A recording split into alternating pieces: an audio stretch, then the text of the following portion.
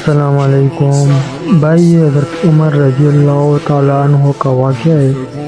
तो आप ज़रा पढ़ लें।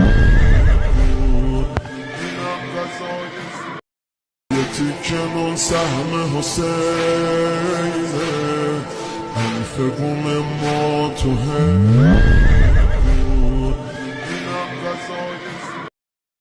که سهم حسینه حرف بوم ما تو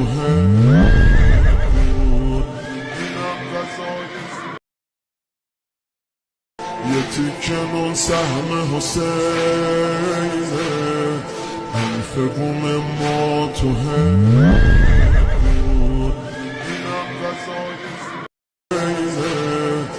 حرف بوم ما تو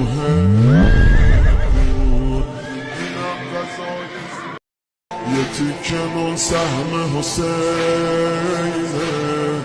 حرف بوم ما تو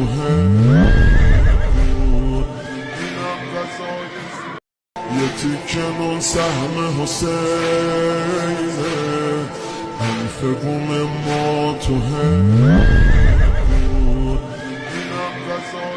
یه تیکه سهم حسینه حرف بوم ما تو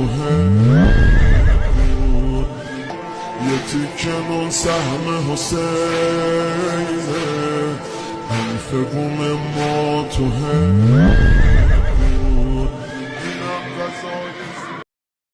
یه تیکه سهم حسینه حرف بوم ما تو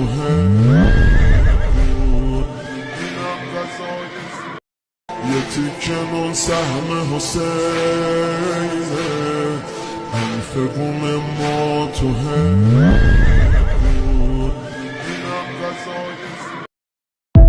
तीनों तलवार का हिस्सा یه تیکه سهم حسینه حرف بوم ما تو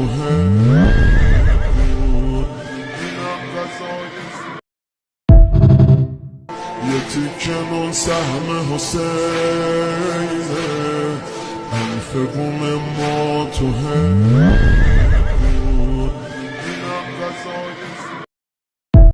یه تیکه سهم حسینه حرف بوم ما تو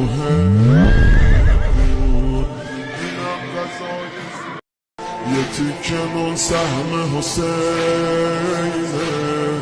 حرف بوم ما تو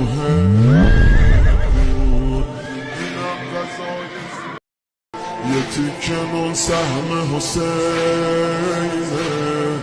حرف بوم ما تو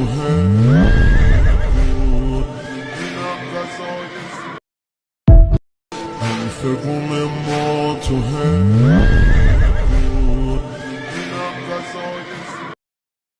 یه تیکه سهم حسینه